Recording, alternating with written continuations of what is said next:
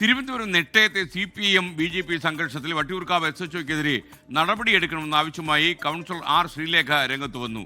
SHOയുടെ നേതൃത്വത്തിൽ BJP പ്രവർത്തകരെ അകാരണമായി മർദ്ദിച്ചെന്ന് വട്ടിയൂർക്കാവിലെ NDA സ്ഥാനാർത്ഥി കൂടിയായ R ശ്രീലേഖ ആരോപിക്കുന്നു.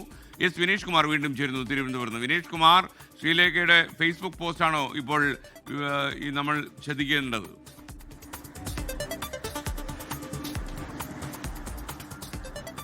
തീർച്ചയായും R ശ്രീലേഖയുടെ ഫേസ്ബുക്ക് പോസ്റ്റിലാണ് ഇങ്ങനെ പറയുന്നത്. അതായത് കഴിഞ്ഞ ദിവസങ്ങളിൽ നെട്ടയത്ത് BJP പ്രവർത്തകർക്ക് നേരെയുണ്ടായ ആക്രമണം ഇത് കൃത്യമായുള്ള അന്വേഷണം നടത്തുകയും ഒപ്പം തന്നെ അവിടുത്തെ വട്ടിയൂർക്കാവ് SHO ആയ വിപിനെതിരെ കർശന നടപടി സ്വീകരിക്കണം, അല്ലാത്ത പക്ഷം താൻ കമ്മീഷണർ ഓഫീസിന് മുമ്പിൽ ധർണ നടത്തും എന്നാണ് പറയുന്നത്. ഇത് കാണിച്ചുകൊണ്ട് അവർ DGPക്കും അതുപോലെ തന്നെ കമ്മീഷണർക്കും അയച്ചിരിക്കുന്ന പരാതി വാട്സപ്പിലൂടെയാണ് പരാതി നൽകിയിട്ടുള്ളത്.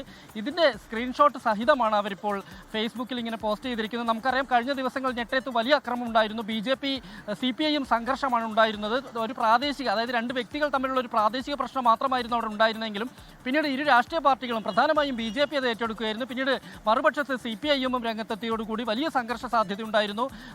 24-ൽ തന്നെ മാധ്യമപ്രവർത്തകയായ മേഘന മുരളിക്ക് നേരെ പോലും ആക്രമണം ഉണ്ടായ അവസ്ഥയുണ്ടായി. പോലീസുകാരന് കല്ലേറിൽ പരിക്കുണ്ടായ അവസ്ഥയുണ്ടായി. ഇന്നലെ ഇതുമായി ബന്ധപ്പെട്ടുകൊണ്ട് നമ്മുടെ മേയറായ VV രാജേഷ് അതായത് രംഗത്തെത്തിയിരുന്നു, ഈ BJPക്ക് പിന്തുണയുമായി രംഗത്തെത്തിയിരുന്നു. അതിന് തൊട്ട് പിന്നാലെയാണ് ഇപ്പോൾ R ശ്രീലേഖ ഇങ്ങനൊരു പരാതി അയക്കുകയും താൻ അടുത്ത ദിവസം തന്നെ നടപടി ഉണ്ടായില്ലെങ്കിൽ, അതായത് SHOയ്ക്കെതിരെ നടപടി ഉണ്ടായില്ലെങ്കിൽ അടുത്ത ദിവസം മുതൽ തന്നെ ധർണ നടത്തും, കമ്മീഷൻ ഓഫീസിന് മുമ്പിൽ ധർണ നടത്തും എന്ന് പറഞ്ഞുകൊണ്ട് ഫേസ്ബുക്ക് പോസ്റ്റ് ഇട്ടിരിക്കുന്നത്. SKN.